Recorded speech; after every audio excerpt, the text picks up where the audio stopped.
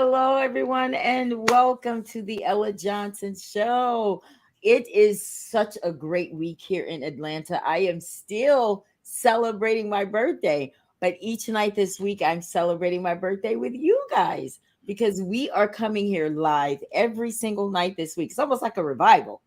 And we're bringing true stories and music and the whole nine to you here on the Ella Johnson Show this week. As you can tell, I have Miss Blossom Rogers in the house with me tonight. We are surviving domestic violence. The story tonight from this young woman right here is going to wow you. Now, she's been on my broadcast before, so I consider her a friend. You know, I always told you, if you come to the Ella Johnson Show, you are always welcome here and your family.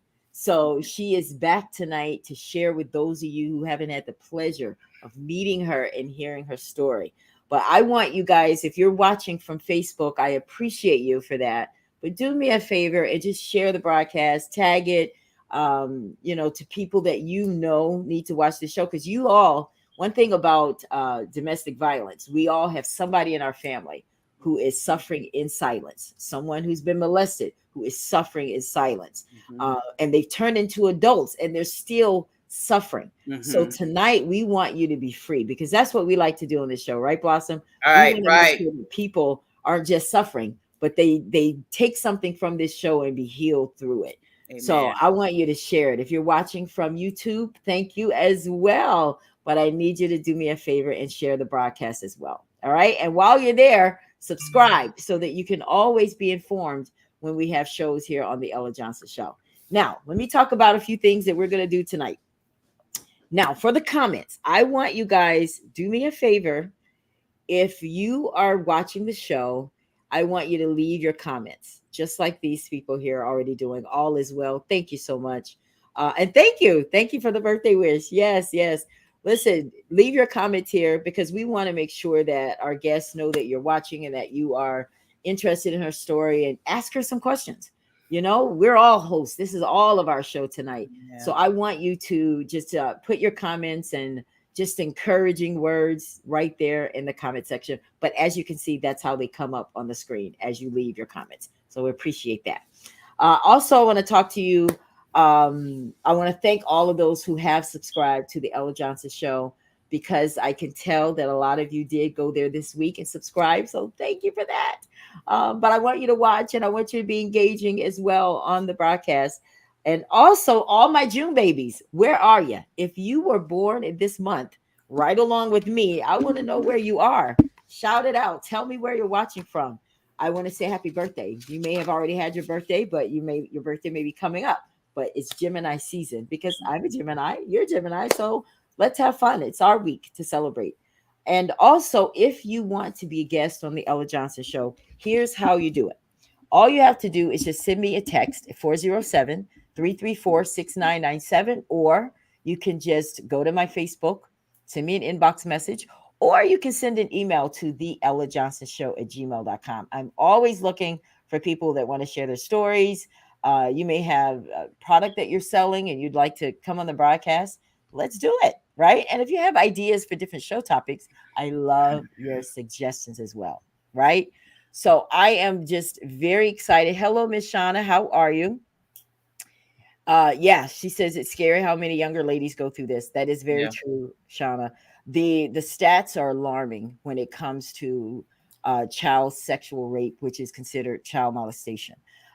So it happened in Miss Blossom's story. You're going to hear about all of that. That's all coming up. But I want you guys to do me a favor, please, and just share the broadcast. We're going to take a break. And when we come back, you will get to meet my beautiful guest, Miss Blossom Rogers. Don't go anywhere. We'll be right back.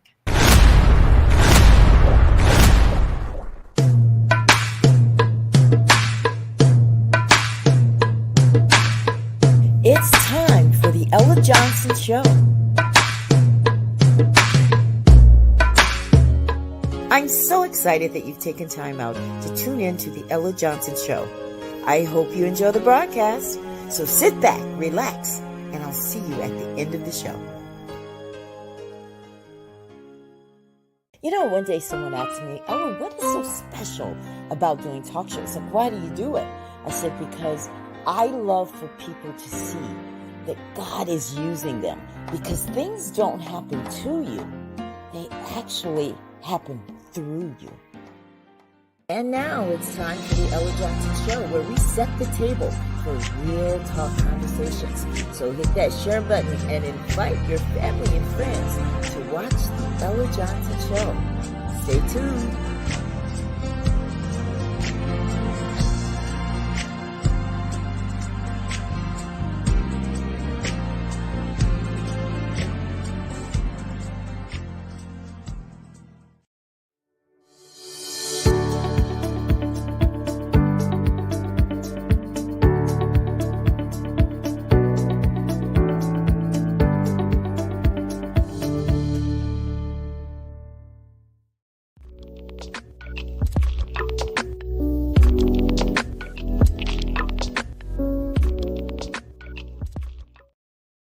And we're back, guys. We're back. Welcome back to the Ella Johnson Show.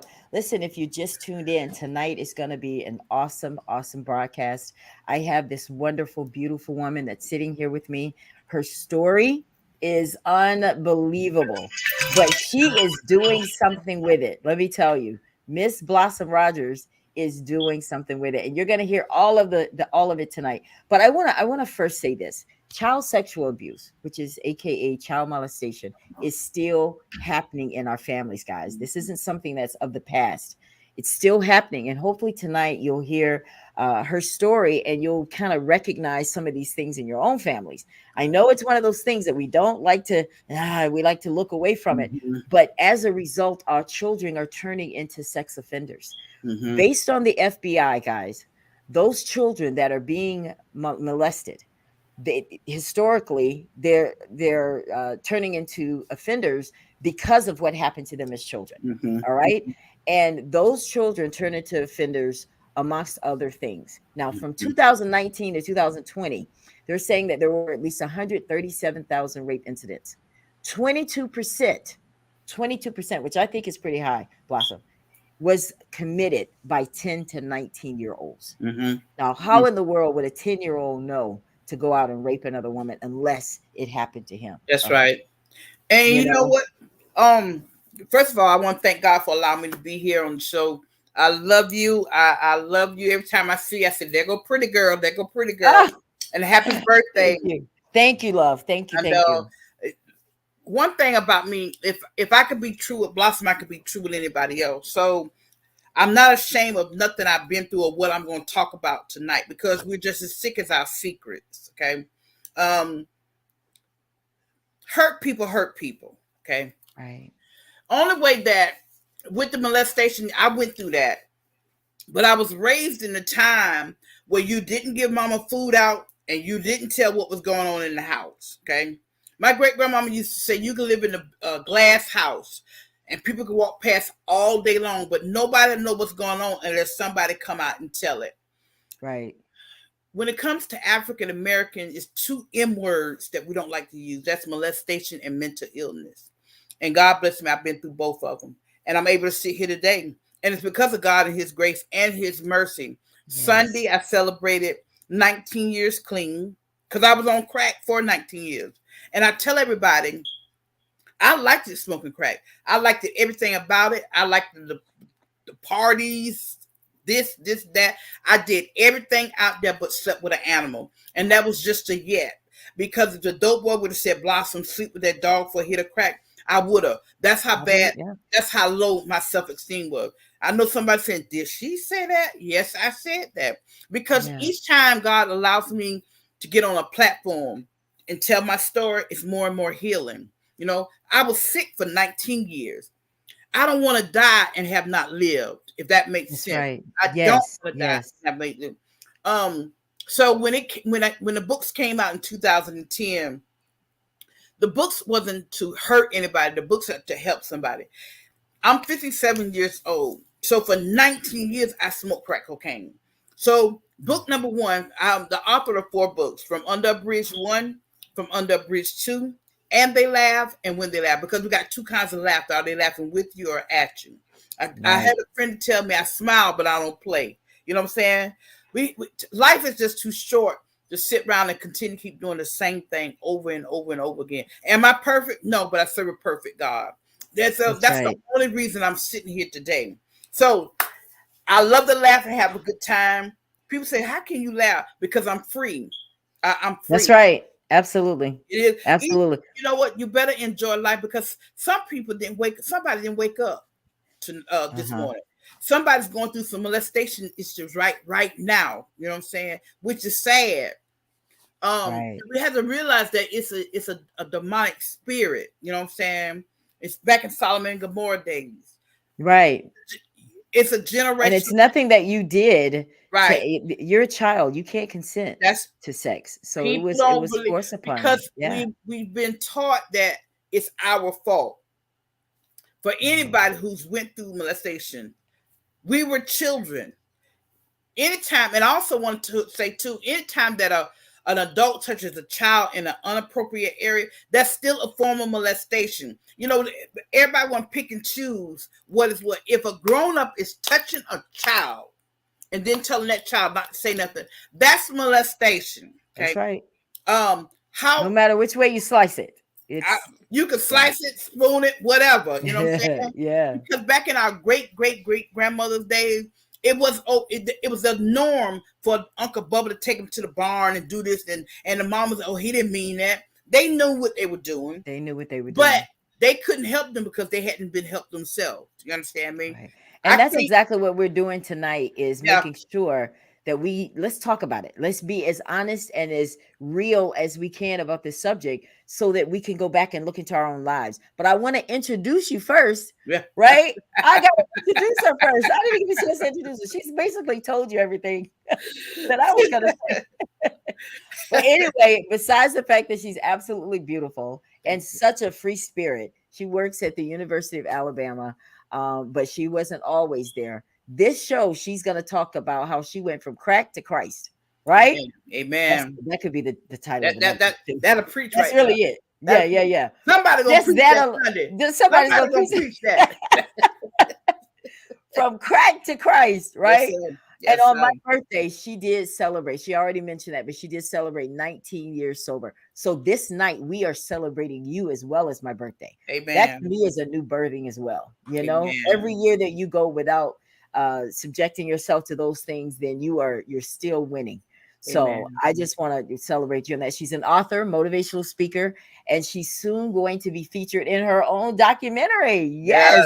Yeah. That's coming out by the end of the summer. I can't wait. I told her I'm coming there and I'm going live. Amen. This is going to be an exciting event for you. She's also in a movie, A Grandmother's Faith. Now that hasn't come out yet, but it will be out soon. She plays Miss Maybelline Johnson as the mother, the grandmother. So I'm excited about that. And she had never done acting before. Never. Look at God. Now I act to get my dope. You know what I'm saying? You had to act. You had to perform. You know what I'm saying? But your gifts. Let's hear about that. I want to hear about that. How did you act to get dope? What did you have to do? You know what I'm saying? A lot of people back home. My nickname back home is B. I'm originally from Florida. So this is where everything happened in Daytona Beach area, New Smyrna Beach area. And then God sent me to Miami for treatment. But back there, I was always the class clown, because I felt like if I made you laugh, that made me forget about what I was going through. Okay. So my teachers, you know, I had Caucasian teachers like Blossom. Please sit down. You're talking a little bit too much today. But I love to laugh and have a good time. I really do, because I held my head down for so long. So today, it is what it is. Either we're going to barbecue a mildew. They're going to talk about you regardless. You understand me? As long as they don't put their hands on me, we doing just fine. Because God's still working on me now. I know, right?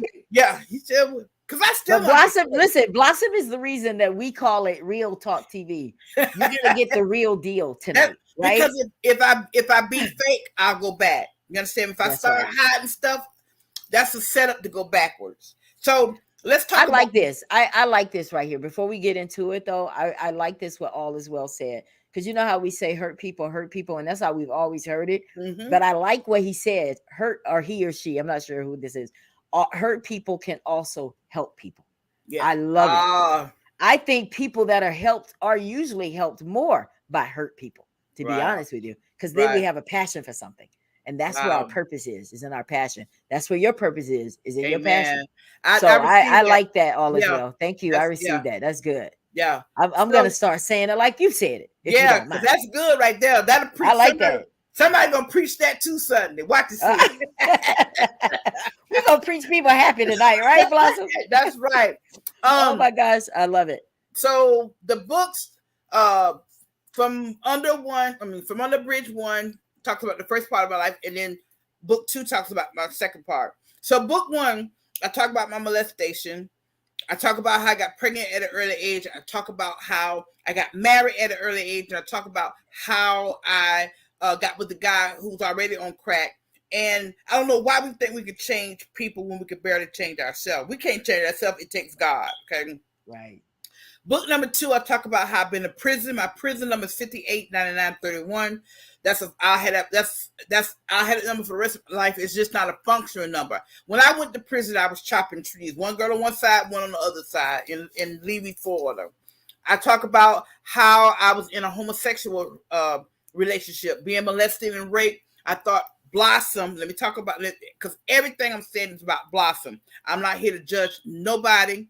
I don't have no heaven nor hell to put nobody in. I'm just sharing my story with y'all tonight. So I don't want nobody to feel offended, say, oh, she's trying to put me down. No, I'm here to try to help lift you up. Because if I can't help you, I'm not going to hinder you. Okay. I talk about how I was involved with the guy who was HIV positive, but he never told me. But I'm going to tell you about the God that I serve. I'm here 19 years clean, don't have AIDS, and don't have HIV. And you have people say, oh, your immune system was so strong. No, that was the blood of Jesus. That was God. Yes, you better say understand me? Nobody wants to give him credit, but he has to get the glory. That's the one. That's the one, yeah. You know what I'm saying? Yeah. And we never had safe sex. Never. So, but unfortunately, he died 12 years ago due to complications. So God kept me for a reason. He kept me for a reason. I didn't see all that back then, but I'm seeing it more and more each day because he's. So let's do this, Blossom, because I wanna take everybody back because I know you guys are like, well, I want to hear her story. I want to know where did it all begin, because I want to take you through that because we really do need to watch our children. Yeah, because we just think they're just being rebellious when they're acting out. We immediately, and I'm just being real, and there's a reason for it. So let's go back to when you were 5 years old, Blossom. Take us in Daytona Beach to that 5-year-old girl who was probably playing with dolls and playing, and how your innocence was taken. Take us back. Well, I was born in a little town called New Smyrna. It's like 45 minutes from Daytona, and my great grandmother, she used to have boarders. And I don't know if I'm way older than you, so you wouldn't know. But we had these big cars. You're not way older than me, but okay, I'll take it. We had cars that they was real heavy, and you had to pedal it, And so my great grandmother, she wouldn't let me go outside and play with the other kids. So she had a long hall. So I would ride to one end of the hall and then ride to the other end. So at this time, I remember the guy was in the middle bedroom, and it was bunk beds in there because she had a boarding room. And I remember I was paddling my little car. It was a purple car. And I remember him saying, hey, gal, back in them days, you did what adults told you to do. Not like these kids are now. I ain't doing it. You better not tell an adult what you wasn't going to do back in them days. Right. So I remember going into the room. I was about 5 years old. And I remember going into the room. And I said, I remember putting my little hands on the bunk bed because he was on the bottom part. And I remember him saying, you want to kiss my worm? Well, back then, like I said, you just did what adults told you to do. And so that was the first time I remember something happened. And I didn't tell nobody because I thought it was normal. You know what I'm saying? I just thought it was normal that you do stuff like that. And as we know, I can't really talk about all details, but I just want to think that he had me kiss his worm at 5. And I remember just skipping out the room and getting back in my little car and going on. Didn't know that was something wrong with that. You know what I'm saying? Yeah. But I want people to hear me. only time somebody could do something like that to a child or to anybody because something has been done to them. You just don't grow up saying, I want to molest a child. You just don't want to you don't grow up saying, I want to molest a little girl or a little boy, because little boys was getting molested back then as well. Because like you said, we have to watch our children because they start acting out, and the first thing the oldest said, she just fast. No, why is she fast? Well, where's she get that from? You understand me? Yes. I was used to playing with little rag doll, paper dolls, and all that kind of stuff. At the age of 5, I started. You know how some kids fall in love with a horse on a merry-go-round. Now let me get this straight, because I'm not disrespecting my great grandmother, because she raised me to the best of her ability. Okay, that's right. She had a baby at the age of 13. As we know, that was a form of molestation. It was passed down. We have to remember we have generational curses as well. People don't want to accept that, but things happen. And like I said, people just want to push it up under the rug. But eventually your rug's so bumpy because you got all these secrets up under the rug. So let's take the rug and clean it out today, because somebody's going through what I went through, and you still haven't told about it. So we have a lot of older people that could not talk about it in the 80s and 90s and can remember going through all this stuff, or remember having a child from their uncle or this kind of stuff. It's real. That's not on TV. We're dealing with real stuff. And something's going to trigger it. You're going to have to deal with it. Something will trigger it one day. Yeah. You know what? Even though I went through the molestation and the rape and all that, with my kids, I did not sexually or physically abuse them, but mentally, I put my babies through a lot, because I was a pop-up mom. 1 minute I'm here, 1 minute I'm gone. It's always some kind. We all going through something. Like I tell a lot of people, my bridge might not be yours and yours might not be mine, but we all got some kind of bridge that we need to come from up under and live. Okay. So I remember, back in the days, my great grandmother was taught that if a child has wingworms, you give them beer to kill the worms. Well, we know that didn't work, but she did what she did. I've heard that too, though. Yeah. I've heard that. So every Sunday, you know how some kids fall in love with a horse on a merry-go-round or a parade? I fell in love with a horse on the can of Colt 45. So every Sunday was my medicine day. Every Sunday. That was the day they gave you the Colt 45. Yeah. So she would say, Monkey, it's time. My nickname was Monkey. She said, Monkey, it was time for your medicine. And I had a little red cup, and I used to run down the hall. And I don't know why old African Americans got them long old halls.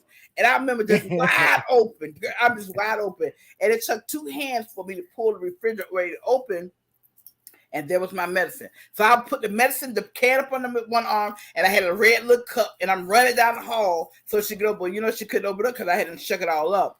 But she had to swing, you had the chains from the ceiling, and I would get on there, I'd be just swinging, I'm waiting for it. And I remember when I take the first sip, I was saying, like I'm really grown, I don't know what I'm doing. But it made me happy, you know what I'm saying? So I'm also a recovered alcoholic. Alcohol is my first drug of choice, and crack cocaine is my second. Okay. So like I said, then I remember going through the molestation with my abuser. And I still love him to the day because he raised me. You know what I'm saying? Your stepfather. Yes. Right? And so what people don't realize, anything you do for the Lord it's gonna last. And what kept me out there for so long, because I was trying to defend and prove that these things happen. But to whom were you doing that with, Blossom? Family members, people in the streets. Because at some point you told. Yes, I did tell. I told one of my siblings, and and so they didn't believe you. Yeah, and it was used against me. So that's why sometimes I'm very skeptical sometimes on. It just depends on what it is, because it was all used against me, and and everything just broke out. It was a big mess. To this day, I still can remember things that were said, things that was done, but God has taught me how to forgive. Will I ever forget? No. but the forgiveness part, that's what matters. And I want somebody to hear me too. The forgiveness is not for them, it's for us, y'all. That's because right. if God didn't teach me how to forgive my abuser and how to forgive myself, because I did a lot of things that I was not raised to do. I did a lot of things. A lot of stuff I can't talk about. A lot of stuff people can't handle the truth. So eventually I might write another book and it come out then. It just depends. You know what I'm saying? Right. So, because sometimes some things are best kept a secret. All right. Some things are. I agree. Yeah. Can't tell it all. You because can't. so many people involved, people get Right. hurt. Now, when it came to my abuse part, I had to write back because, like I said, the books are not to hurt anybody, it's to help somebody. Since God has blessed me to write these books, I've had so many people to come up, men, women, children, tell me what they've been through. You know what I'm saying? So that's what it's about. It's about helping somebody get free. It's bondage is bad. Because that's what's going to happen if you don't let it go. It's going to stay. We just, it's going to keep you from your, And if you don't deal with your issue will deal with you. My issue wasn't the crack cocaine or the alcohol. My issue was because I had got molested. So now you were molested up until you were age 15, what, 16? 15. I got pregnant at 16. Now who did you get pregnant by? From another guy. It wasn't from my stepfather. I got pregnant on purpose, thinking that the guy was going to take me away from it. I don't know why we think that babies will keep a man. It's not true. All of us are still best friends and everything, but that didn't happen. So God bless me. I have 3 sons, all grown, and I have 13 grandbabies and 3 great-grands. So I thank God. What I missed with my sons, God's blessed me. I'm able to do it with my grandchildren, my great. Oh yeah, isn't that beautiful? Yeah, oh my gosh. Oh my gosh, that's just awesome. March, God bless it. I was some 5 other women and myself. We were honored and put into the Black Heritage Museum back home. So when my grand and my great grand go through this museum, they're gonna see their grandmama on the wall. Not no mugshot, but a what? Yeah. So we were put up in the museum. I got sick and I had to be hospitalized that day. So my mother went and received my award. But it was just a blessing being asked to come back to the place where they used to spit and kick and hit and talk about me and all that. So now I'm in the museum back home. So that's why we had. And now they got to pay to come and see you.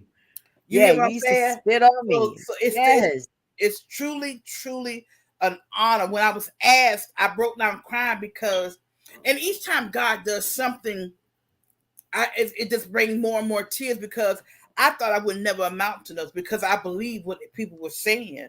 That's why we have to look in the mirror and encourage ourselves because everybody's not going to pat you. That's right. You better say it. And I'm not saying be high-minded, but you got to encourage yourself. You have to. You got to be like that little train. I know I can. I know I can. So like I said, when I went through all that. Now you're saying I knew I could. I knew I could. Yeah. You know what I'm saying? I love it. It's just, it's I can't explain it because like I said, 19 years out there in those streets, drinking and drugging, prostituting, doing everything. I can't never get that back, but I want my latter years to be better than my beginning. Yes, and he promised that. God promised. That's what he said. And that's that's happening as let's talk about this because people being on crack and drugs and stuff that still exists, Blossom. Mm-hmm. We know that. And you were just fortunate. A lot of people lose their lives out there in the streets. But these shows are so that we can be mindful and be aware that it does, and it could go the wrong way, but we can do something about it. Now,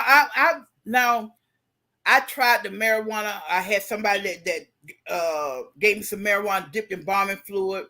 The drugs that they have out now is not compared to what we had back then. We had some drugs, but what they got out here now, I'm glad that God told me to come on in. Because that Molly, I'm glad I didn't meet Molly. I'm glad I didn't meet fentanyl. My heart goes out to them people because it's still out there. I tell people I don't need to put on a lab coat. I don't have a comeback.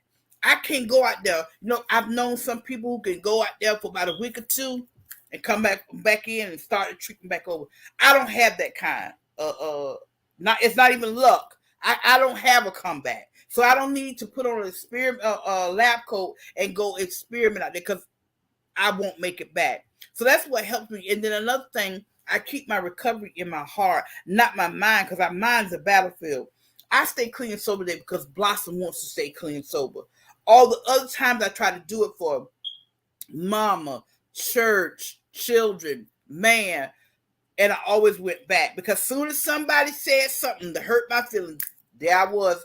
But I hadn't dealt with the issue yet, and the issue was being molested. Deal with, you know how you can live in the most prettiest house there is. When you drive up to the house, like them homes in Atlanta, them some nice homes. But if you drive up to them long driveway and it's always branches and leaves in the yard, it's gonna make the house look bad. So what you're gonna have to do is get out, get your axe, chop that tree from the root, bring that tree down. So my root was being molested. Right. So once I dealt with that, because you got to hurt in order to heal, if that makes sense. Right. That makes sense. You know, so I went through 12 steps, NACA, I went through all of that. But if you're not ready, if you don't want it, you're not going to, you know, you have so many people saying, oh, all you got to do is just go to the, you don't know what you got to do. You don't know what kind of trauma people have been through. You know what I'm saying? Don't nobody, I used to tell people I would rather get a lick, a black eye, depends on who gave me the black eye, because black eye will last about 2 weeks, okay? But a word will stick with you for the rest of your life. Because it gets in your spirit and your soul. It goes that deep. Yeah. So when you deal with them issues, they said that. Mm-hmm. Yeah, he did that. But I don't go back out there smoking no more. You know what I'm saying? I used to run. So Blossom, let's talk about, let's take everybody through these 19 years when you were out there because 19 years was a long time to be on the streets and being a crack addict. Mm-hmm. Like most people don't survive that long out there, but you did. Mm-hmm. Tell us a little bit about what you were experiencing out there. Like, where were you staying and who were you running into? What kinds of issues did you run into when you were out there? When I didn't have my kids, on somebody's couch, you know what I'm saying? I had to sleep with many people for just to be able to stay at the house one night, you know what I'm saying? I was doing, you know, me, this person, that person, all of us in the same bed together. I did everything out there. I mean, I did everything out there for a hit of crack, for a place to stay. And you know, once you run out of money and crack, you got to get up and go. Or you got to bring something. Girl, you stay here as long as you want. You know that's not gonna last. I don't know why they said it, because I've said the same thing, girl, you can stay here. But in the morning when all the dope and everything go, where you finna go? What you finna do now? Where you going? Yeah. It's time to go. You out here fluffing up the pillows and all that. It's time to go. You ain't got to go home, but you got to get the hell out of here. Out of here. You know what I'm saying? Right. Because you ain't bringing it to the table. And I don't like being around people who saying, we all in the house. We ain't nobody got no dope. We all ailing. And you got people saying, I'm fit to go get us a hit. Either you're going to do it or you're not. I don't like to be around people like that. You know what I'm saying? So it was, I mean, sometimes I went through, I'm sitting here trying to make sure I say things the right way. But not on this show. You don't have to say things the right way. You know that. But say it how it is. Yeah. You know, them older pops, you know what I'm saying, that smelling like gun smoke, and you like, you know, that kind of stuff. You know what I'm saying? And I look like Tales from the Crypt. I didn't like water, and water didn't like me. Okay. So you smelt me coming before you seen me coming. I was weighing about 125 pounds, cheeks all sucked in. And yeah, that part right there. And I thought I was the finest thing there was. You hear me? I thought I was the finest thing there was. But that was my last charge was the aggravated assault with a deadly weapon. Because I was a fighter out there. Because I had so much hurt down inside. But you know what? In reality, I was fighting myself. Right. I was fighting myself. And that's the sad part, because the punches wasn't going to nobody else but me. So that meant the punches was going to jail, rehab, prison. While I was in prison, my brother died. So I couldn't come home to the funeral, so I used that as a crutch. Then I was, because my kids didn't want to be around me. They didn't hate me, but they hated the things that I was doing. I got all sons, so them boys didn't want to hear nothing about their mama out there like that. You know what I'm saying? But at that time, I thank God for my mother and my great grandmother, because they raised my kids, because I didn't have time for my kids. And I thank God that they took them, because of me and my carelessness, somebody could have done to them, what was done to me. That's right. I had to deal with all that. I had to go through counseling, all of that, because not wanting to be around your children because you chose crack, man, woman over them, that tears with you. You know what I'm saying? Yeah.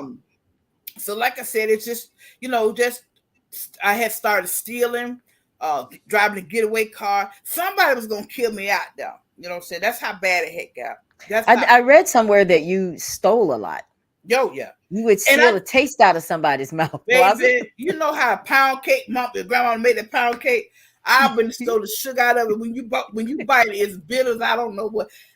You got to be good to steal sugar out of cake now. Oh, you see your pretty eyeshadow got on, girl. I would be like that. You then said, "Where your eye?" Blossom got it, and I was trying to sell it to somebody else. Girl, they used to hate to see me. You know how people look at the blood and say, "Oh, here come Mary." Girl, they look at the blood and say, "Here come Blossom." They used to pick their whole house up and move, because I was a mean girl. I was just fighting people just because I had so much of hell. You fought people too? Yeah. And I remember one time I got double teamed. Them girls, they beat me. Like I told you, I'll tell the truth about Blossom.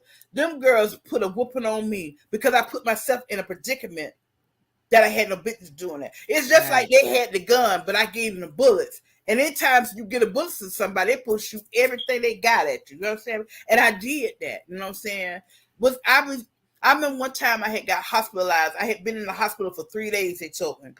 Alcohol poisoning. I remember people coming into the room talking to me, but I was in a rubber room for 3 days because of alcohol poisoning. That's how bad of an alcoholic I was.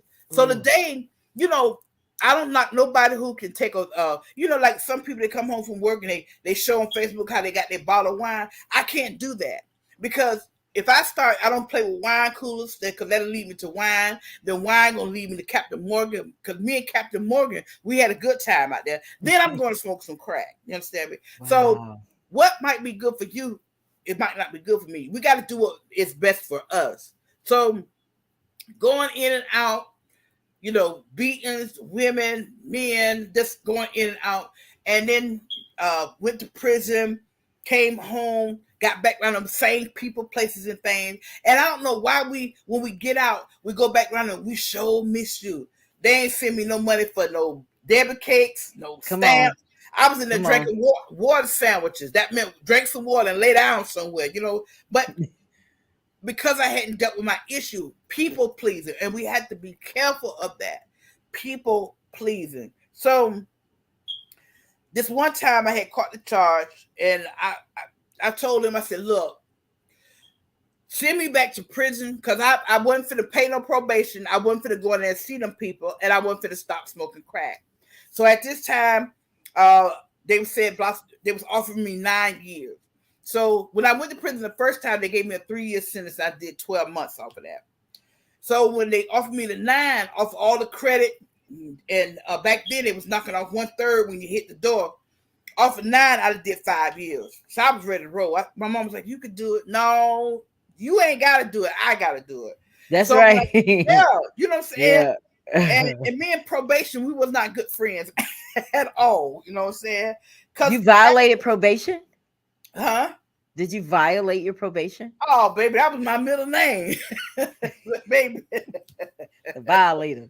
Violate. So this time they wanted to send me 9 years. Off of 9, I did 5.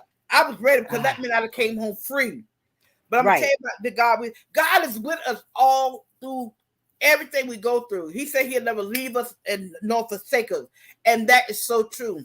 So when I got into the courtroom, I'm handcuffed, my lawyer here, and there was a Caucasian guy sitting over in the jury box the same judge who sentenced me to prison the first time, he's still up there. So I know I said I'm finna ride this time. So the state attorney, he said, so back then my name was White. He said, so tell me, give me a good reason why we should send Miss White back to prison. Baby, it was so much, they was taking the books and just flying through trying to find a reason. At the time, the judge put his legs up on his desk, and it was a Caucasian guy over there, and all of a sudden, the Caucasian guy looked at the judge, just nodded his head. So the judge said, okay, all right, let's carry on. So they went and saying all these big lawyer words. So at this time, my lawyer, he's saying, oh my God. I said, what is it? I got scared now. He said, oh my God. I said, what is it? I'm handcuffed, slobbering, crying. He said, I've never seen it before. So I'm thinking they went over the guideline and sentenced me. I said, how much time I got? He said, he looked down at me. He said, Blossom, you going home? I said, who? Who going home? When I tell you I walked out there with no paper, no probation, no nothing. So my mom and them, they was all going to this church. And God bless, I started going to church with them. I got a good job. And being in church, it was so much, it was like I was just floating. I was seeing people that was all in the spirit and everything. And I said, the same way I used to look at people that were smoking crack, it's the same thing I want to do when it came how I seen people in the church. But see, I went back to them people, places, and things. And I relapsed. So I'll never forget, I was turning 35. And I was in my kids' room. They was somewhere playing.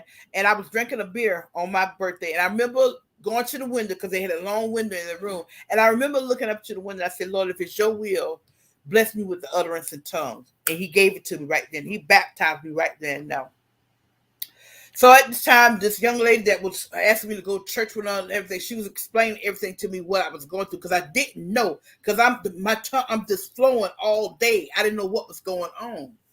But I still went back out there harder. Because once you go back out 7 times worse. So like I said, going back and forth. And then I got with the guy who was on the crack, the one who was HIV. And it got real bad. I mean, it was real bad. I was starting to get real violent, just mean. I remember one time we was in the hotel and we had a crock pot, and I remember warming that up, and it was hot grease, and I was getting ready to throw it on that man.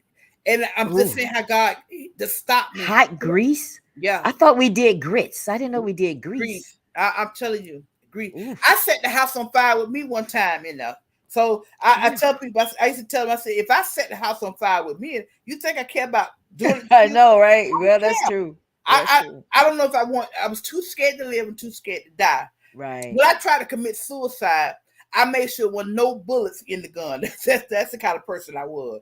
I looked in the barrel. You really didn't want to die. Right. You just wanted to. I wanted some relief. I just wanted some relief. Yeah.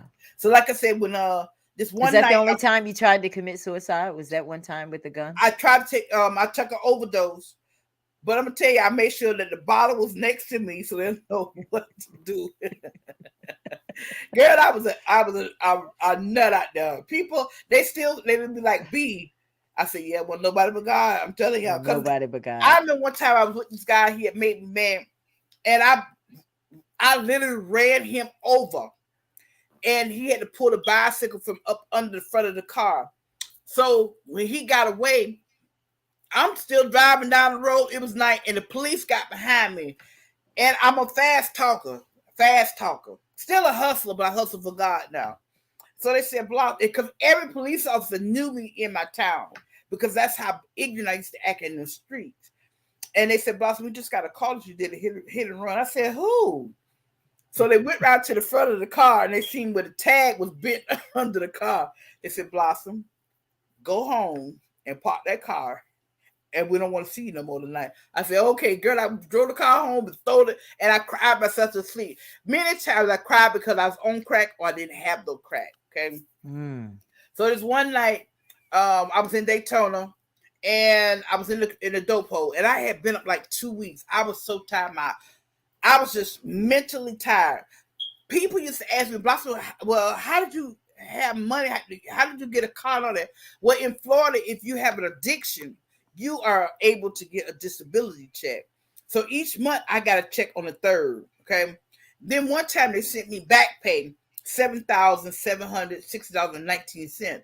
I got scared. I said, because they're gonna find me somewhere dead. We used to have so much of smoke coming out, sis, that they thought we was Indians up in that room. That's how No, I think I read somewhere you were doing $500 to $600 a day. Yeah. What? Oh my gosh. One time I started getting hot on a Friday. Me and my pops, he's deceased now, but he was able to see me get clean and sober. We started getting hot on a Friday and ended Sunday morning. That's how much of stuff we had. You know what I'm saying? I blowed so much money out there. I blowed so much money. But by the grace of God, I'm still sitting here in my right mind. So I'm sitting in the crack house that night, and I still had the shirt, the shoes, and the purse I had on that night in the crack house. And all the other people was in the other room, and I went into the kitchen because I wanted to be by myself. And I knew it was a change because it was a different feeling.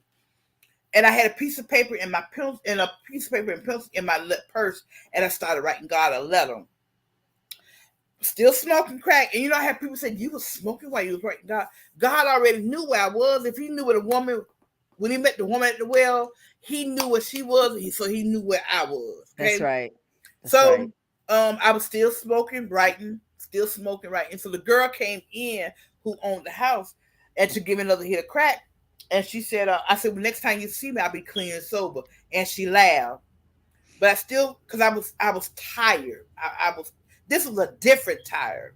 Yeah. So I took my last hit, put it on the table. I got the purse, put it on my shoulder, and I checked myself into the mental hospital where I always did to get some rest. So that morning, they was doing my assessment. I said, ma'am, please don't let me go until you find me a place. Because I just felt death. I felt death. You felt death. What does that feel like? You felt death. What does that feel like, Blossom? It's a feeling like ain't no good gonna come for this. It's just, how like you how you could sense somebody like on the side of you or yeah. That's the way I was feeling, like something was just like hovering over me. I know now I realize it was a demonic spirit. Okay. I've heard a demonic spirit speak out of me at one time. I've heard that. You know what I'm saying? Really? That's why when it comes to these drugs and everything, and when you're laying up with different people, spirits do transform. You know what I'm saying? Yes. People believe, yes. But they true. I heard a spirit speaking out of me. And so I remember I said, please don't let me go. And so she said, are you willing to be relocated? I said, yes, ma'am. And so it seemed like she was going about an hour, but that lady was going about 15 minutes. She came back. She said, Blossom, I found your place. I said, Lord, thank you. And I went to crying because I felt some relief. Right. I felt some relief. I don't know, like a toothache. Once they pull that tooth, you feel relief. It might be hurting, but once they pull it, if you ever had it's going to eventually end because it's right. Yeah, and that's what it felt like. That somebody had pulled a tooth, and I was like, oh. And so they wasn't going to let me go. So that's when God opened the door down in Miami, and the people came and got me. So when I got down to Miami, I said, now, if I play the games I did in Daytona, they're going to kill me down here because Miami don't play. So right. I went through my inpatient, I went through my outpatient, and I didn't go back around to people, places, and things. So then, God bless me, I got a job working into a research company. Then I met my second husband. And I want people to hear me too. Even though I'm clean and sober, we still have life issues, okay? Right. So once I graduated college down there, became a national certified medical assistant. We got married, and we moved here to Alabama. Still good friends with him. But when I got here, I told him in Miami, I said, don't try to get me in Alabama, make a fool of me. Because I didn't have no family here but him. All right. So at this time, I started feeling my spirit. He was messing around. And I want to talk to somebody. I had them older saints. I call them seasoned saints telling me, baby, stay with him. He don't mean sister knock and sister flip-flop, trying to tell me, stay with him, baby. And I was doing it, but I was miserable. Thinking they knew better now, right? Yeah. Okay. They used to Fred messing with Helen down the street. Right. It was the way of life. It was. No. Yeah. See, when I was out in the streets, I felt like I deserved it. But I'm clean and sober now. I don't have to put up with him sleeping with some other woman. So I was asking God what to do because I didn't want to mess up. Because I had done everything out there. I had done slept with everybody's pet, elephant, giraffes, all that. I didn't want to go back to my old ways. Now you don't literally mean animals. No, I want to make that clear. Okay. Yeah. Yeah, let's make that. Yeah. She slept with women, but she didn't sleep with dogs. Thank you. Okay. Now, so thank you for that, because they'd have had that live. You know what I'm saying? What? So other than that, let me reset it, because I know it's gonna be. I slept with men and women and threesomes. Never no animals. Okay. Never. That was just a yet. Okay. Yeah. Okay. So, I had this woman. She called me, and he said, "Stuffed animals."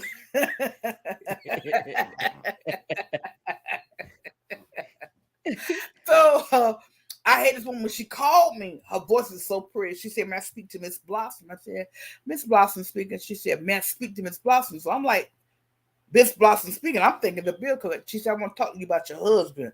So, my mind totally, I had to snap and get right. She said, "I've been in your house." So, definitely I sat straight up there and said, "You do what?" And she told me everything. And she described the inside of my house. And my home, I used to have wooden blinds, so you couldn't see from the outside in. So I said, "I'm going to tell you what." I said, "If I'd have came home," because I was in Florida on a vacation. I said, "If I'd have came home and caught you in my house, it would have been nothing nobody could have said." She said, "I know." She said, "He told me that you had left me." I couldn't blame everything on her, because I was married to him and I had the covenant with him. Right. So I had to pray and ask God what to do, because I was the kind of crackhead. I went to state to state, city to city, and I always ended up in a crack house with my elbows on the table saying, "How did I get here?" Because sometimes we are our worst enemy. So confronting him about that, he tried to lie, but the woman wasn't lying. So we ended up getting a divorce, but I didn't go back to getting high. First time buying a home, I lost at the foreclosure, because after the divorce, I couldn't afford everything. I lost the home, but I didn't go back to getting high. Good. So they gave me relocation money. So I'm in the home now that I got. And I opened the front door. Brand new car was taken for repo, but I didn't go back getting high. So what I'm trying to tell people, we can go through life issues, but we don't have to go back to them old people, places, and things. So I'm sitting here 19 years still clean. Am I perfect? No, but I serve a perfect God. Author of 4 books. Travel, tell my story. God's blessed me. I've been on Pastor Cliff O'Donnell's show, 5 projects with TBN. Had my own TV show out of Tupelo, Mississippi. I tell people not Google me. And back then, I said Google me. That meant I had a warrant for my arrest. But now, when you Google me, God is where God has opened all these doors. Yes. I was in California. They flew me out there for a women's conference, and this woman walked up to me. She said, "I saw you before." When you have people doing stuff like that, it's just a blessing, because people didn't want to be around me back in the day. Yeah. So God bless me. I am a nonprofit organization, which is called From Under a Bridge, Safe Haven Home for Women. I went before Habitat 8 years ago and was asking them, could they build a home for women that want to stay clean and sober? Because if we don't have a safe place to go, we'll go back to them people, places, and things. So once I became 501c3, they couldn't build a house for me, but they gave me my land. So I have my land. I got my building permit. I have my blueprints. It's a 3-bedroom, 2 baths, washer, dryer, kitchen, nook area. We've been approved by God in the city. We get to house 6 women instead of 3 women. So now I'm waiting for God to give me the provision, because He already given me the vision. That's right. Everything that I have pertaining to From Under a Bridge, Safe Haven House for Women, He's touched people's heart. They gave to me. Gave. Who gives land away? God. All right. That's it. So my second home will be called Tears from Under a Bridge, because I cried many tears up on that bridge, and that'll be for women and children. Then, like I said, God bless me, I work for the University of Alabama. I work in research dealing with the opioid epidemic. We work with people that are on the MAT program, medical assistant treatment. I'm the very first peer support specialist that they ever had at the UA. And I'm sitting around people with PhDs and DVDs, but God bless me, I'm in there with JESUS behind me. Yes, say that. Next, Say like I that. said, Sunday I just celebrated 19 years clean.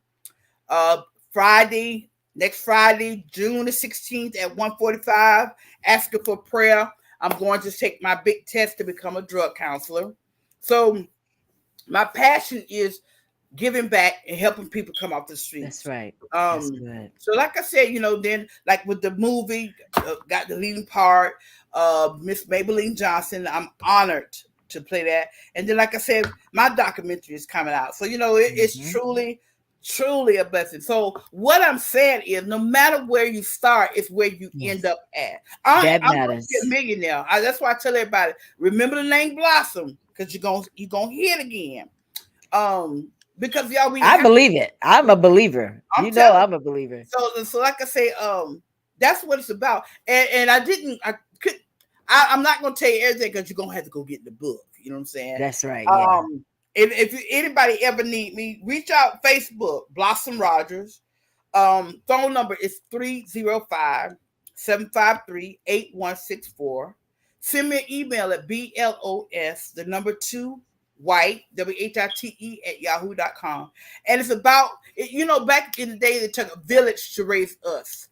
The next door neighbor beat you, the next door neighbor beat you, the mama beat you. That's what it is now. It takes a village to be able to help these people when it comes to drugs. So like I said, I'm not the one to gossip. I'm not perfect, but I could just tell you what God has done for me.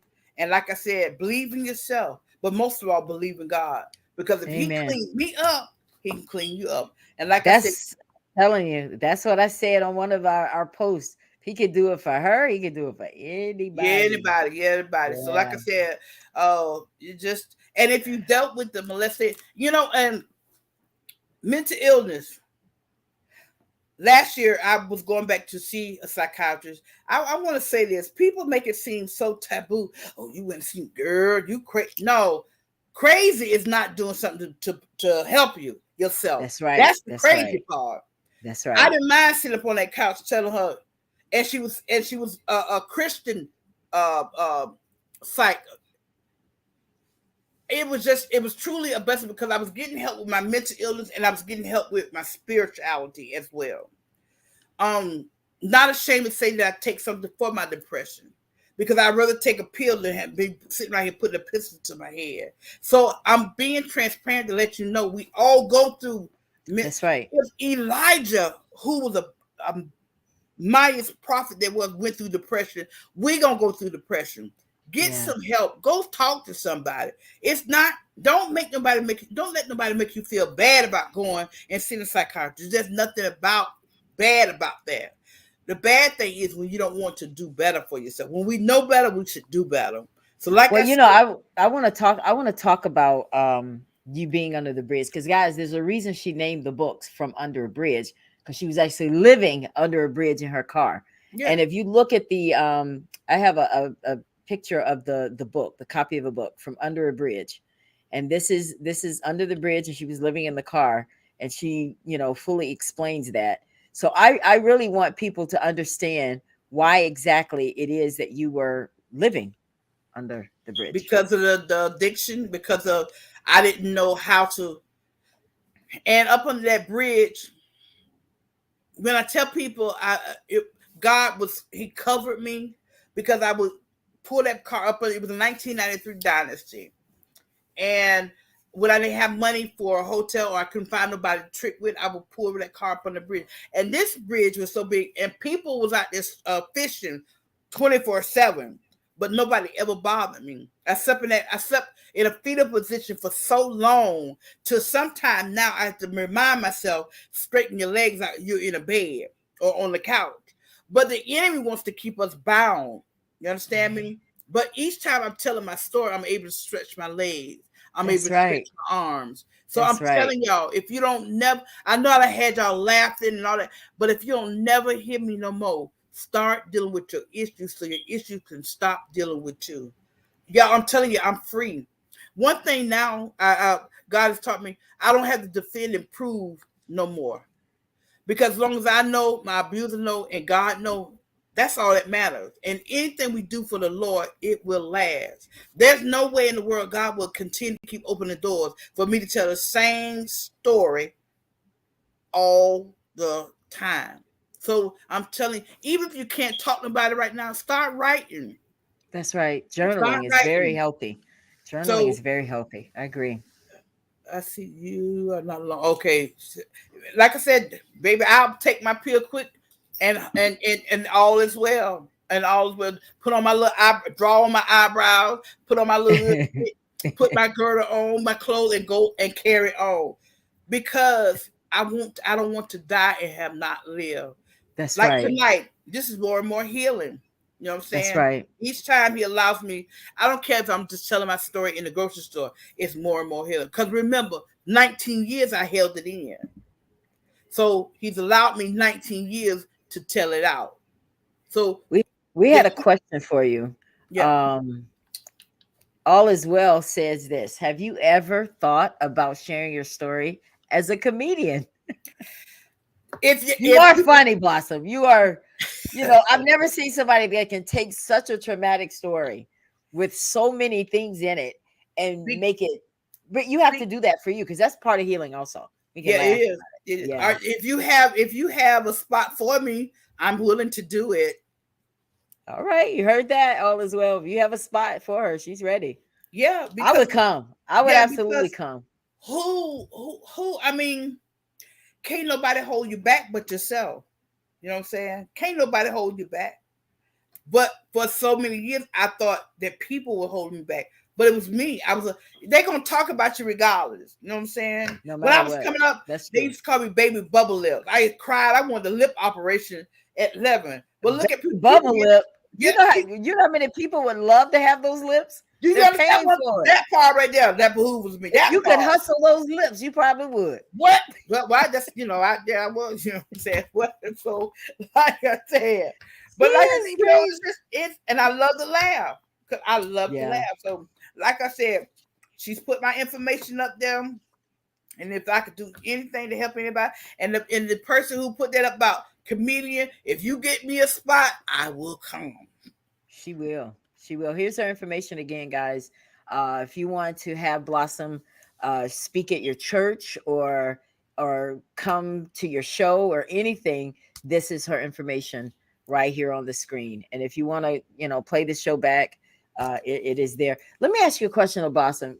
I know you said that you forgave your stepfather for molesting you. Did you get a lot of feedback from people wanting to know, well, why you forgive him? What did he do to you? I mean, people that just didn't want to see you forgive him? No. You know what? I like when I'm speaking, I would have people ask me, and I would tell them it's not for them, it's for me. That's right. Because if we don't, you know what? Like with my real father, he's dead and gone now. And him and I, we used to get high together and drink together, but he did get clean and sober before he passed away. And when he saw that I had got clean, he used to call me Big Head. He said, Big Head, don't come back here. But when we would be getting high, I would tell him, he said, nice, I don't have one, but I will come to see you. He asked me why didn't I tell him. I couldn't talk to him about nothing like that because I didn't want my dad to go to jail or prison. You know what I'm saying? You just can't talk to him. It's a time for everything. You know what I'm saying? That's right. So like I said, no, I've had people who have been through what I have and haven't dealt with it. How do you do it? It's all God. It's not on me. It's God. It was God, y'all, because God had to teach me how to forgive myself. Because if I didn't learn how to forgive myself, I'd still be out there smoking crack. You know what I'm saying? Now, you've given us a lot of nuggets today, but what do you want people when they see you on this documentary that's coming out, when they see you in the movie A Grandmother's Faith, when they see you here on these talk shows telling your story, what is the one single most handedly thing you want them to know about Blossom? That I'm not up on the bridge no more. God blessed me to walk over the bridge to my destiny. So it's a process. And the bridge can take you so far. You know what I'm saying? Up under there, it's only just a little bit you can go. But once you come from up under that bridge, you can go as far as you want to. Because look, I'm working at the University of Alabama. Look, in my own documentary. You understand what I'm saying? So these are the things that you can do when you ask God. You cannot do this on your own. You got to ask God to help you. So that night when I was writing God, I was asking for help. Yeah. You know, so coming from I like what Ashley says here. She says, how can we expect God to forgive us when we won't forgive others? Forgiveness is definitely for self. That's right. That's it. That's it. And it's not that hard. We just got to get out of our way. Hard. Yeah. We make get it out hard. of your way and let people stop telling you, because when you have to meet Jesus, you're going to be standing before him by yourself.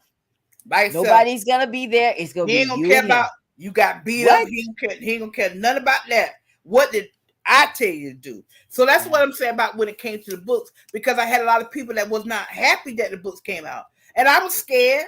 This part of me was scared. This part of me was happy because I had a book out. But I still had to continue to tell my story. Like now, I think it's sad that you were having to convince people that you were molested. It's like you had to relive it twice. It was bad enough when these people were touching you, but now you have to convince people that this person was touching you. That's the part right there. Yeah. That's the part that behooved you, because now I'm not saying that some of the children don't make stuff up like that, because you have some kids that will have lied on God people and they're locked up because of that. I'm not saying that doesn't happen. But if a person keeps saying the same thing over and over again, don't change the story, don't change the period, don't change the question mark, something, you know what I'm saying? So, and it's just that you got to ask God. It goes back to God. God's the only reason I'm sitting here today.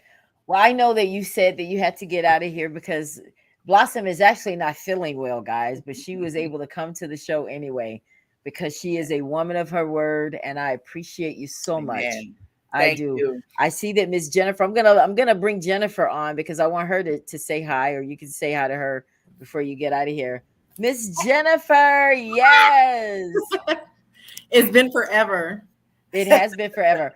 But Jennifer, I knew that she was going to come on a little bit later on today, guys, because she had a class earlier. I said, oh, great. Well, we'll just take care of Blossom first and then share your story. But Blossom is getting ready to get out. Unless you want to stay, Blossom, you're welcome to stay. But I know that you haven't, she's not feeling well.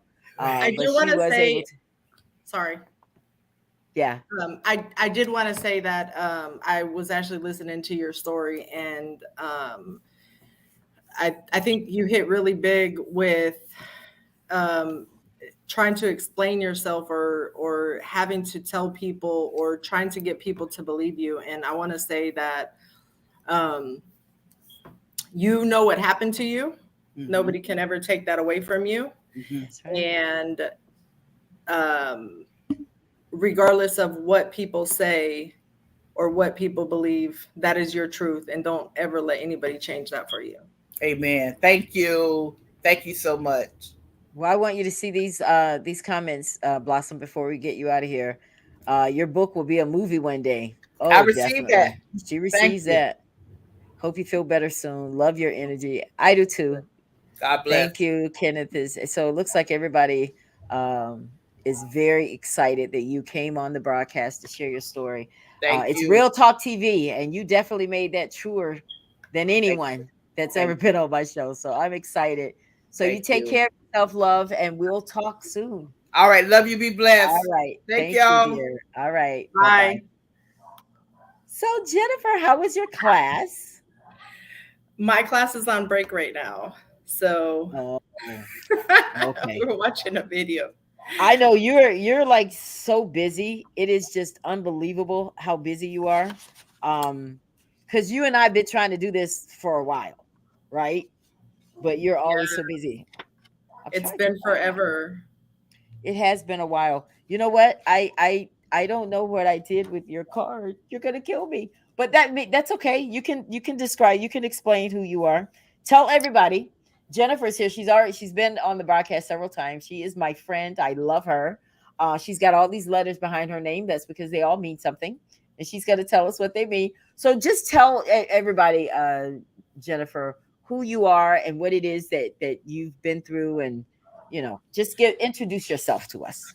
Where do I Oh, start? you know what? Never mind. I got it. I have to do this Go for it. because you're gonna get me for that. You like, how you lost my card, right? Well, people. You know, I know, right? You know, it's because I can't see. But anyway, guys, listen. If you just tuned into the Ella Johnson Show tonight, we are surviving domestic violence, and you've already heard Blossom's story. She has gone through her molestation, her rape, and everything. But she is not living under the bridge anymore, as she explained. But now we have Miss Jennifer here. Let me introduce my friend. She's a community activist. She's a journalist, counselor. She's licensed with the Offender Education Program, which is focused on justice and change.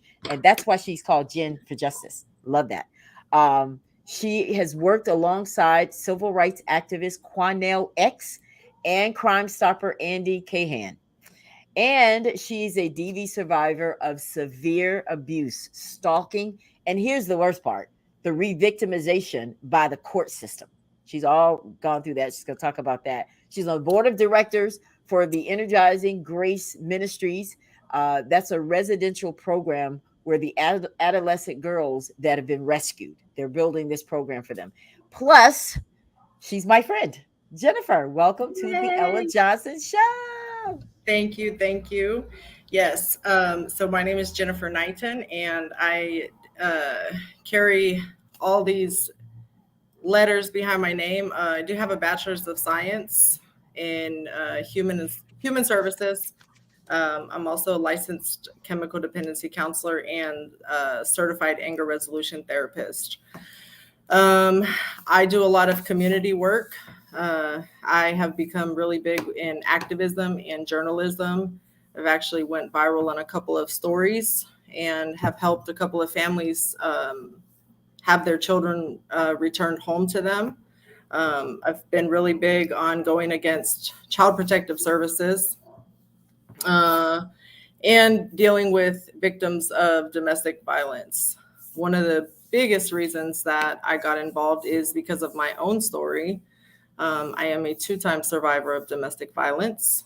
And I always tell people, it could happen to anybody. As a professional, it happened to me. As a person that not only worked in the field, but a person that had the education and had the title behind her name, I still became a victim. It doesn't discriminate. And anybody that needs help, you don't know what others have gone through just because we carry a title or just because we are in the place that we're in right now doesn't mean that we've always been there. So very important to remember. But yeah, I've also experienced, re-victimization within the court. I don't know how our court system is so messed up. It, instead of protecting victims or reducing re-victimization, it's kind of they side a lot of times with the offenders, and it's really unfortunate because as a victim, as a survivor, it's already difficult to come forward, Right. and Right. To face that re-victimization, especially, a lot of victims or survivors, they don't have support. They've gotten away from everybody. So to go into court and face the re-victimization, it can be really tough, almost causing the victim to want to go back to the abuser. Well, I want to go back because I want to take people through your story, Jennifer, because, for you, I mean, you're just a busy beaver. I mean, you guys are getting ready to break ground over in Mexico, right? For girls that were trafficked, that were victims of trafficking. Yes. And So we're actually in the process of opening up a rehab for victims of trafficking in Mexico. Yeah. See, that's what I'm talking about. You took that pain and it's leading you right to your purpose, because what happens is that when things happen to us, guys, like real talk, it somehow creates a passion in us to make sure that no one else goes through it. That's just a very natural thing.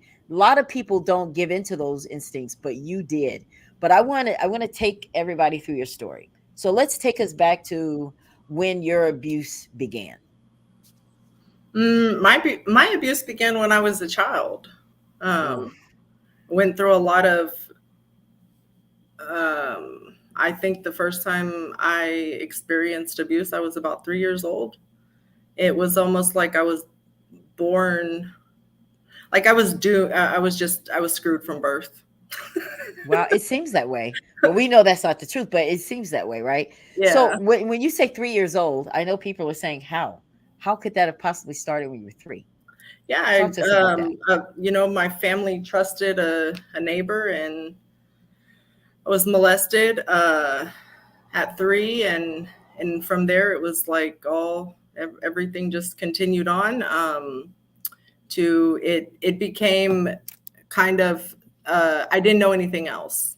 Like abuse was all I knew. So it went from being sexually abused as a child to thinking this is what I deserve, right? So I grew up and then I started getting into unhealthy relationships, and the first relationship that I was in that was physically and mentally abusive, I was 14 years old. And who was that with? Was that a boyfriend or a boyfriend? Yeah. And I stayed until I was about 20, almost 20. And you know, it was something that I thought I deserved, or it was normal. That was, I mean, I didn't know anything. How did you fight back? How did you fight back, Jennifer, or did you? I did not really. I just left. It wasn't until 2013 that, so I was 14 then, and then I developed an eating disorder at 16, and I struggled for about 16 years. And in 2014, I put myself through rehab. And it was then that I started to realize, like, this is not a way of living. I can't live like this. And I didn't want my kids to live like that. So I put myself through rehab. I went through an outpatient program, and then from there I went back to school, and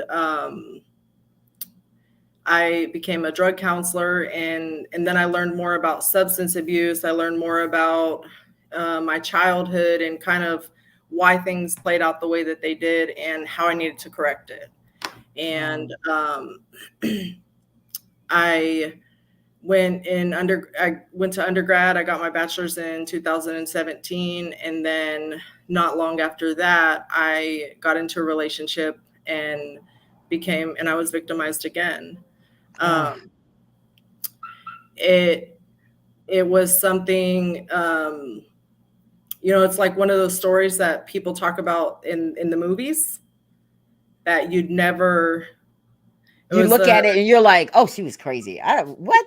There's no way I would go back. And then you find yourself in a situation.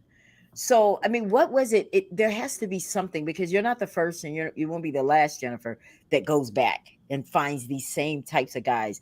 Is it because you feel like they're going to somehow be different? Or what is it that attracts you to those guys? I think one of the biggest thing is the misconception of, you know, again, like I had the education, I had the knowledge, I had the experience, but again, it doesn't discriminate. Like it could happen, it could happen to you. Yeah, absolutely. And it does, even with, let's look at law enforcement, like 40% of, I want to say 40% of people in law enforcement experience domestic violence relationships. That's high, right? We're talking about law enforcement. They're supposed to protect and serve, right? But if you take away their title, take away their position, who are they? They're humans, right? That's right. Absolutely. And that's what a lot of people fail to realize or fail to understand, that it doesn't matter. Like it doesn't matter where I come from. I could come from the bestest of the best and it could still happen to me. Yeah.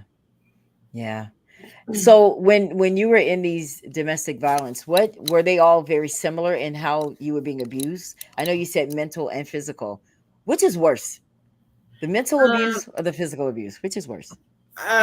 Bruises heal, But that mental cuts, doesn't. cuts turns into scars. But that mental abuse is very real, and it's extremely painful, traumatizing. Stalking is horrific. So tell us about that, this stalking. How did that come into play? So when you decided to leave, what did they just didn't want to let go? How did that come into your that story? was a lot of it. I think a lot of it had to do with intimidation and Yeah. Playing on my weakness and playing on my vulnerabilities of not just Yeah. being weak, but of Yeah. being giving, of Yeah. being a forgiving person, an understanding person, of being somebody that was empathetic, right? Because abusers play on that. I'm Yeah. sorry. Okay, he's Yeah. sorry. Now my empathy starts to kick in, and now I'm trying to save him, right? Because I can help him. I'm a professional. Like, I've been through this. When in reality, you can't help a person that doesn't want to help themselves. So we all think that they're going to change it, and even in a non-domestic violence relationship, whether it's a guy that just can't control himself and he's cheating all the time, we still think that we can love them to change, right?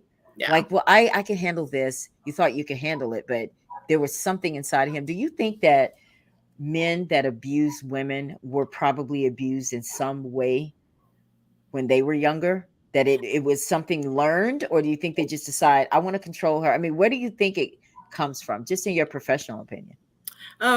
I think that it can stem from a lot of different things, whether it's insecurities, whether it's childhood abuse themselves, whether it's something that they witnessed as a child, Right. From their own parents. But at the end of the day, what people have to understand is we have choices in life. You have a choice to become what you saw, or you have a choice to do something different, because not everybody that was abused becomes an abuser. That's true. That's true. Yeah, there's only a certain percentage that is one of the reasons. Because earlier I was talking about juvenile offenders that actually rape other juveniles, and the ages were like from 10 to 19. And a lot of the reason, it wasn't the only reason, but a lot of the reasons they become that is because it's historical in their life. It's something that happened to them. Learned behavior, So absolutely. yeah. But again, going back to, if we're taught right from wrong from a very young age. Absolutely. Absolutely. So And like you said, it's a choice. Yeah. Yeah. Wow. This is right, this is wrong. And if it's been addressed, like, I wasn't the first victim. I'm sure I'm not going to be the last. This is a continued pattern, right? So if you're doing this over and over and over again, and I think one of the biggest issues is not being held accountable by the criminal justice system. Say that. Yes, we definitely got to get into that. You've seen a lot when it comes to how you're re-victimized again. Because I think this is very important for people that do want to fight back in the way you did. Because some people, they fight them, they call the cops, and nothing happens, and it just fizzles away. But in your case, you go into the court systems, and tell us a little bit about what you experience when you go that route. One of the cases went missing. It was unfiled. The other case, one of the other cases was dismissed because it was supposed to be used in the felony case, but the felony case somehow disappeared. And today, I don't know what happened. What I have learned is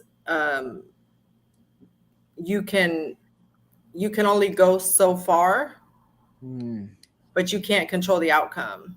Right. I did my part. I left the paper trail, because although maybe I didn't seek, or I didn't receive all that justice, however, I left a paper trail for the next victim. So it's documented. This person has a history, right? Just like in my case, they saw that there was a history prior to me. So at some point, it's going to come and it's going to catch up to him. Right. Might not be with me. It might not be with the next one, but at some point, it should catch up. Yeah.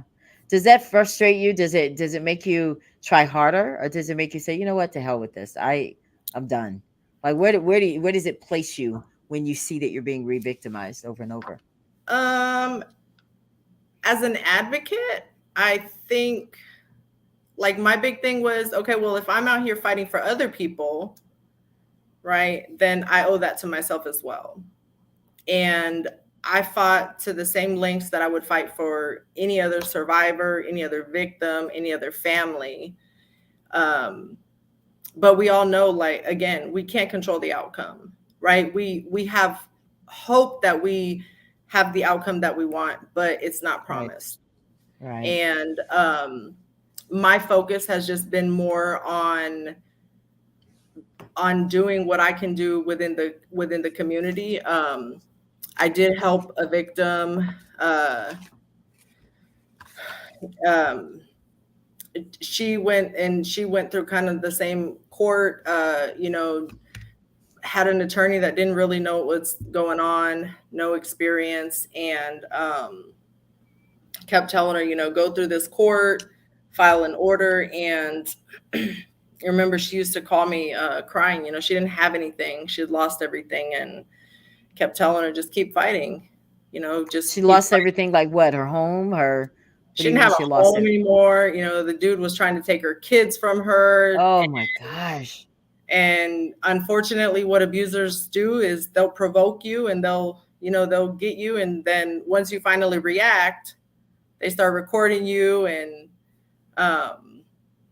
this girl, she didn't have anything. And, keep fighting. And finally she got a protective order. And then, even after the protective order, the dude still kept on going. And, I'm like, this is where it's your turn to stand up for yourself. Like, you have to advocate for yourself. And she did. And the dude finally went to jail. Oh my gosh. Yeah. So are you set up to be able to help domestic violence victims who need to get out? I mean, are you tell us about that, because I know that some of these letters must mean that. Some of these letters that are behind your name must mean that you're in a position to actually sit and represent someone in a court hearing, correct? So I can go as an advocate and just kind of be there as support and stuff. Obviously it's always important to, try and seek legal representation. However, we know that sometimes that's not possible. So I try to guide people and teach them, how to self-advocate. Like, you have rights, you have a voice, you have to use it. Because if not, then what are you doing? You're just giving up. You're giving in. And we can't do that. No. Exactly, because that's the only way it's going to change. And it's like, just with everything, and we were talking about this earlier with Blossom, with everything, and we were talking about this last night too on the show, everything has a principle behind it. It's like, okay, yeah, I may be out, I may be safe, but what about that young lady that comes along? Because I personally think, Jennifer, and I know you're going to eventually do this, the laws have to change too, for people to feel safe enough to call the police. Now, are you doing some advocacy work towards that at this time? Not really. I think that's kind of out of my interest. Oh, okay. About changing the law? Yeah, I'm not really a fan of the whole political jargon stuff. Yeah, I know that. I know that for a fact. That's like a headache in itself. It really is. But how do we change it though? How do we change this system where a woman can call the police and the guy can get out on a PR bond, and now he's back at the house and she's dead now because they let him out off of some dumb reason? Caitlin's story, Melanie's story. Yeah, Melanie. That's exactly what I'm talking about. Is Melanie. Yeah. I mean, I know you she's can working have, on some law changing things because of her daughter. I do know that. I'm not sure if it came to pass yet, but I I mean, don't because think that, so. And yeah, that's one of the issues is, you can have all these laws, like everything looks good on paper, right, right. but who's really implementing it? Yeah. Because if you think like law enforcement, they have a culture, right? And they have their personal opinions, and then you have biased people, and then you go in front of a court and Jennifer, do you have a light over there so we can see yeah, you? Yeah, turn the light on. Because I know I'm sitting here, Phil, I'm talking to a silhouette. And she's too beautiful for me not to see her face. Look at that. sorry, And there was light. God said, let there be light, and there was light. there was No, light. there was light. Because I was trying to find the time to stop you because I sent you and let her see it, play it back. And she's like, Ella, why didn't you say In the anything? dark. Yeah, you would have been like, Ella. I didn't want to have to say, well, so now we can see you. So now we can continue. What were we saying now? So you're talking about the laws. About the laws. That's right. I don't know. I think that's a touchy subject. There's a lot of laws, but people don't follow the law. So what do? You got people that go into a courthouse and So how did you get out when you were being abused by your abusers? Because you are a two-time domestic violence survivor. How did you get out? What was your plan? The last time, I think because of the education and because of the support that I had, it was easier.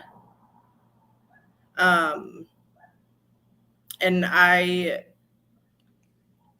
struggled, but I knew that was not the life I wanted for myself, and I didn't want that for my kids.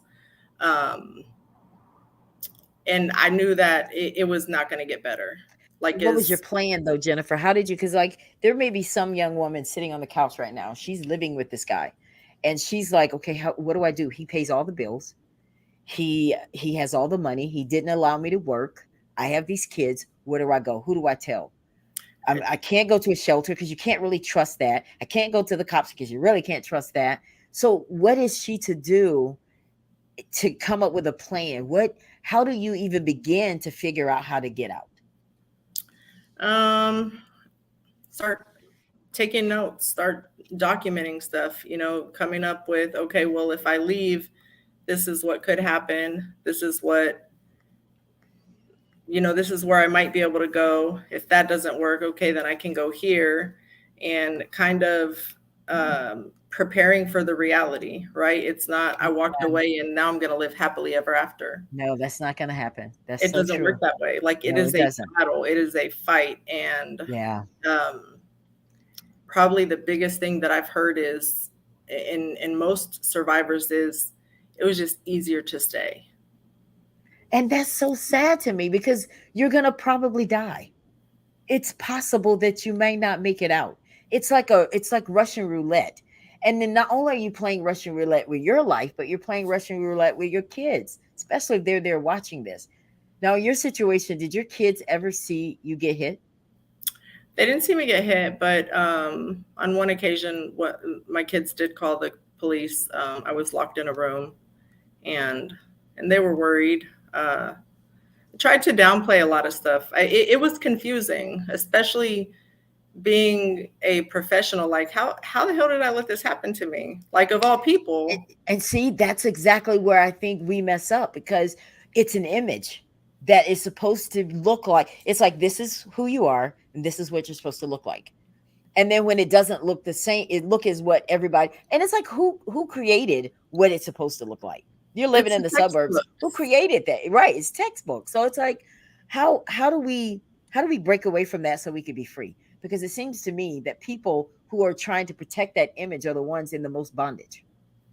And I always tell people, even in my classes now, I do a lot of classes with people that have received like DWIs and repeat offenders. Actually, right. With people that have issues with the legal system. And I tell them all the time, like, you're not alone. Like, it could happen to me, right? And I'm a professional, and these are the things that I've been through, like, and this is who I am, right? It doesn't discriminate. It could happen to anybody. However, Sure could. I'm here to tell you that you're not alone, for one. And the first thing that you have to let go of is that shame. Because I think that's the biggest thing that keeps people stuck, especially as professionals, because the first thing that you hear is, but you're a professional. How could you let something like this happen? You've actually heard that? Had someone ever said that to you? Absolutely. Like, you didn't see the red flags? Well, if I saw the red flags, fucktard, then I wouldn't have stayed in the relationship. If I saw the red flags, I wouldn't have gotten into the relationship. I think sometimes people just don't know what to say. Sometimes we should just be quiet. Not say anything at all. Yeah, just don't say anything. There's nothing wrong with silence, I'm telling you. Because when you're dealing with someone in an abusive, we always think that we have to say something. Sometimes it's just better, like, for some people to just shut up. Just give a hug and keep it moving. Yeah, because I think that when we give advice to someone, and I think I think this is my advice I would give to someone that's in an abusive situation. Just don't take advice from everybody. Because some people don't really know what you should do, and they're just like, well, girl, if it was me, if I hear that one more time, well, if it was me, right? If I have heard me, I'd have been gone. Oh, child, I would have never let a man put his hand on me, baby. No. There's some people that they do stand by that because they're fighters too, but you never know when it'll creep up on you, right? And like you said, it can happen to anybody. And before you know it, because you're like, I love this man, I don't want to leave him, my children need a father, you start making reasons why you have to stay. But we have to be just as vigilant about making reasons to go, and it's easier said than done. I've never been in a situation to give anybody advice on what to do. But just on what I've learned, Jennifer, from all these interviews and talking with you and all the stories I've heard, we have to have a plan though. And on one of my shows, Miss Tina Lewis, I loved it because she had a plan. She was like, okay, I'm going to go to the doctor, and then I'm going to go ahead before he notices anything. I'm going to change the money from his account to mine just so I have enough money to get out of here with. And then I'm going to make plans. So when she made her break, she had money, but she was putting money in that account as well. She had money, and then she had a car, and she had a place that she was going to go. She had a plan, and it worked because he eventually just gave up. See, sometimes in your case, they stalked you, okay? But in some cases, they'll just give up and say, you know what, it's not worth it. I'm done. That's the hard part is every situation is different. Every situation is different, absolutely. To dissect it and look at every detail of it, because for some people, they can just walk away and be done. And then, for other people, it's leaving is actually one of the most dangerous times is when a woman is trying to leave, or when a victim is trying to leave. That is usually when a victim is killed. It's when they try to leave. Ooh. Yeah. And so, but this is the thing too, like, we can't talk about domestic violence without trying to figure a way to bring a solution to it. Because people are still getting killed. Women are still going back. Women are afraid to call the cops. The cops aren't doing what they're supposed to do. They come, they side with the man, and then they say, y'all just need to figure this out. Miss Carolyn Peterson was on my broadcast, and she talks about all the times she called the cops. At least 1,000 times she called the cops. They did nothing. Her son is dead because of it. So, I mean, he didn't kill her, but he killed their son. So I just think that we can't talk about it without talking about that. But I do, before we get out of here, I do want to go over to some of the stuff that you have going on, Miss Lady, because you are a beast. Let's see here. Where are my pictures? While you're looking at that, I will be right back in 2 seconds. Okay, good deal. So, guys, if you are just tuning in to the Ella Johnson Show, I am here with Miss Jennifer Miss Blossom was here earlier, and on tonight's broadcast, it's a birthday 53 series for my birthday, and we're live all this week. And while she's doing that, I can tell you tomorrow night we have an amazing show, because on tomorrow night, let's see which one of these is Wednesday show. That's not Wednesday. That was last night. Sorry, guys, I can't really see. So I'm going to bring up all the shows till I get the right one. Okay. There it is.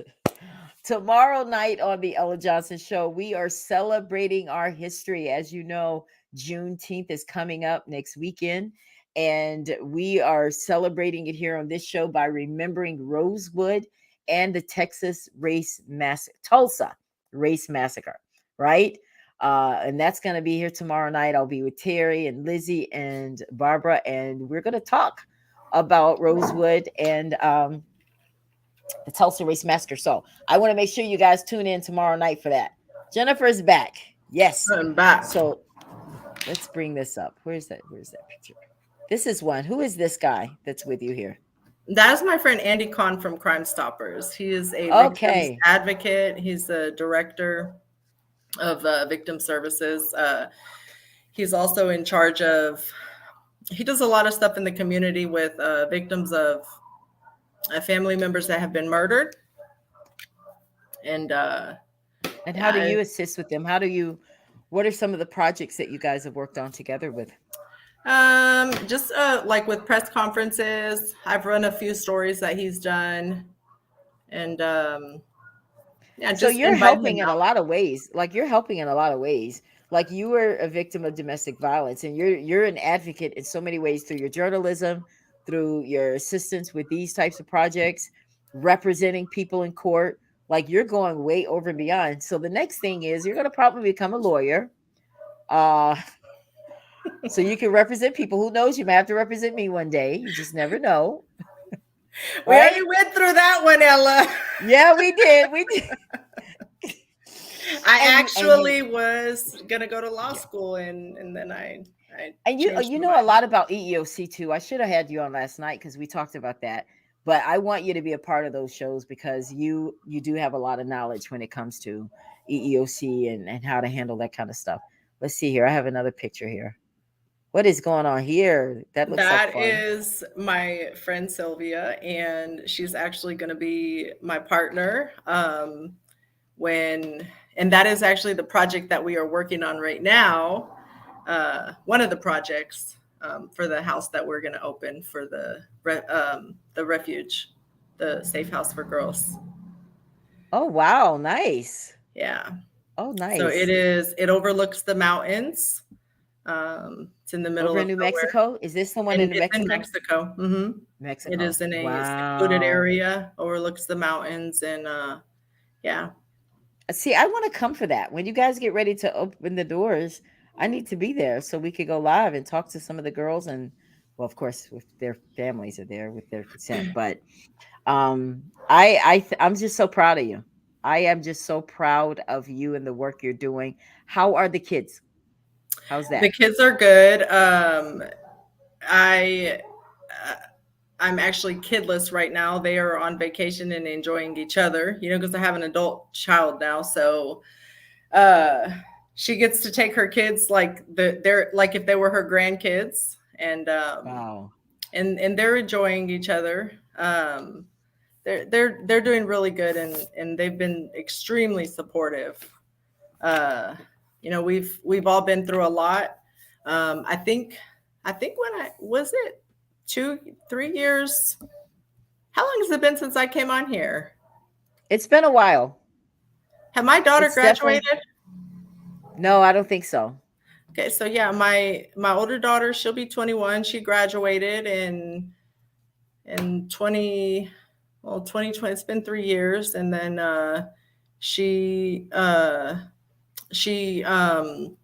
her girlfriend, they got married this year, and then her girlfriend went to the Air Force, and actually they just moved to New Mexico.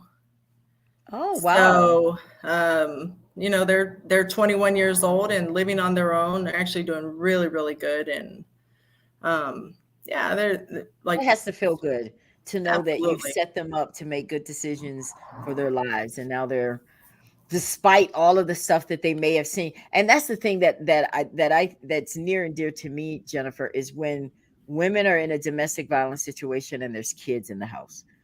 That Resilient. I think has to happen. There has to be something different, a different choice made when there's children involved. That's just how I see it. And it's tough. Because they'll end up on my show talking about what they saw, right? Yeah. And it's extremely tough. I mean, there's no. I think, again, going back to the biggest misconception is I'm going to leave and we're going to live happily ever after. It doesn't happen that way. And it's really unfortunate, but it is the reality. And the sooner that people accept that, the sooner that they can look towards healing and living a fulfilling life. Because once you get out, you have to find some sort of purpose. Like, I leave, now what? That's right. So how do they find that purpose, Jennifer? What do you think? How do they figure out what it is that their purpose should be? And what they should be doing with their lives? I think one of the biggest things, like, especially for me personally, like I kind of went all the way back to my childhood. What did I want to do when I was growing up? Like, everything that was taken from me, what is it that I wanted? Ooh, yeah, and I like that. And I remember growing up, I used to love to help people. And I used to say when I was a kid, like, well, when I get older, I want to be a counselor. But that was robbed of me. Like, I lost that dream, right? And I kept looking into those things. Okay, well, I want to ride a four-wheeler. Like, I couldn't do that when I was a kid. Like, we couldn't afford it. Or I want to go and eat a burger at Burger King. Like, I couldn't do that because, maybe we couldn't afford it, or maybe it just wasn't able to. So I started going back into my childhood, and with that, I was looking for healing, looking at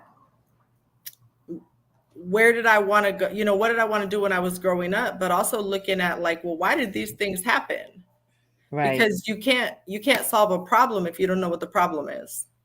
Oh, I'm so glad you said that, because that leads me to the two quotes that I love that we're going to end the broadcast on. One is that if you have a pulse, you have a purpose. All right. Because when we're talking about people get out of these situations and it's like, now what?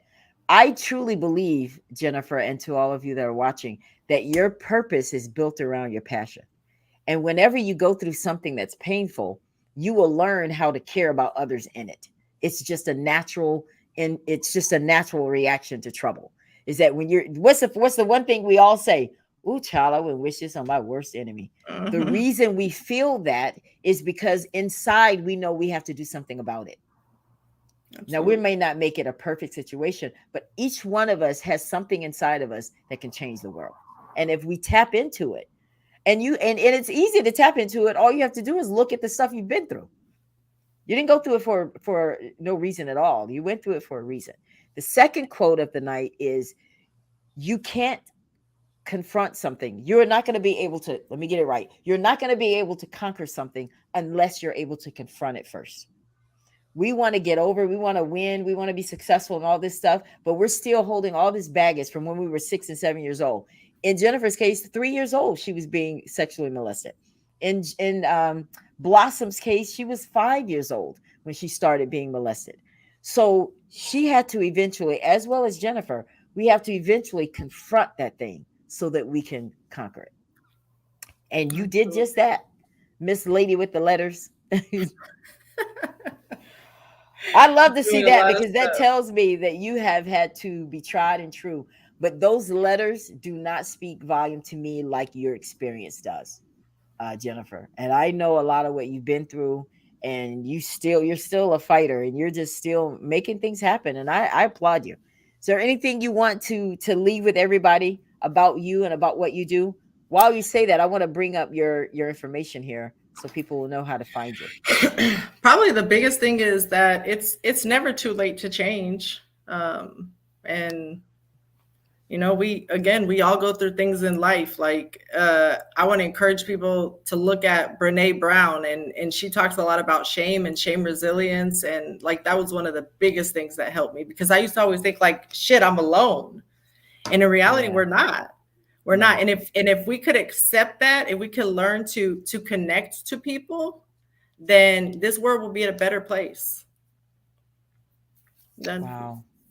Like, connection So is what is it that you could do for people? Because I know that you helped that one young lady. Are you able to help people if are they able to contact you if they're in a domestic violence situation? And you can contact me for anything. I like to talk shit to people. I like to call people out. I can vouch for that. I've done, this one story, like, it got over 1 million and something views. This family got their kids back from CPS. She's an excellent journalist too, guys. She's excellent. I just, I find a lot of passion there, just helping people advocate and how it all comes together. Cause people think like, oh, you just wrote something up, but it's really a lot of work. Like, journalism is extremely challenging, and to face these government entities, it's not easy, but I've taken it on, and I'm not afraid to. I mean, that I filed a lawsuit against the largest university in the United States. We didn't go into any of that tonight, guys. Maybe we will the next time, but yeah, she did. And that takes a lot of courage, Jennifer. Yeah. My gosh. I saw some of her paperwork and I was like, you did this? She's like, girl, yes, I did this. My number's public. I love it. Absolutely. My phone number is public. Anything, if I can't directly help you out with it, I can refer you to somebody. I got drug classes, alcohol and substance abuse classes, victim impact. That's what I do also, like, full time. And then advocacy. And of course, journalism. Like, if you got a story, don't hesitate. Like, I will make it work. We have another one of those stories I want you to do for job discrimination. Another one. Yeah. Oh God. She's like, Ella, girl, listen, you're trying to keep. She's like, oh my goodness. Okay, call me later. Oh yeah, we'll talk about it. But guys, listen, we definitely got to get out of here. This show will be rebroadcast. So if you're watching the replay, thank you so much. And I hope that you guys will share this broadcast, because domestic violence is something that goes silent right in our own families. You could have someone in your family right now that's suffering in silence. If you or someone you know are victims of domestic violence, please call the National Domestic Violence Hotline, 1-800-799-SAFE. We're going to definitely get out of here, but we will be back tomorrow night for another show. I brought that up to you guys earlier. We're going to be celebrating our history on tomorrow night with Juneteenth. And you might want to, tune in, because I know you're an activist now. So, Cornell X and all these people, I know you'll appreciate the show tomorrow night. But guys, thank you all so much for tuning in to the Ella Johnson Show. And we'll see you again tomorrow night, 7 p.m. Eastern, 6 p.m. Central. See you next time. Bye, Jen. Talk to you later, dear. All right. Bye. Thank you so much for tuning in to the Ella Johnson Show. We'll see you next time.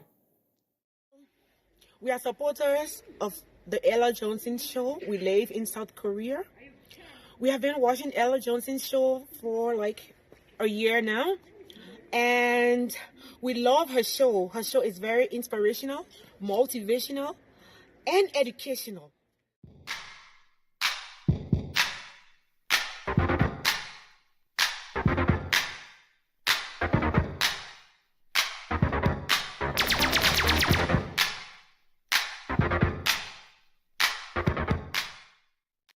If you would like to be a guest on the Ella Johnson Show, send an email to theellajohnsonshow@gmail.com or send a text message to 407-334-6997.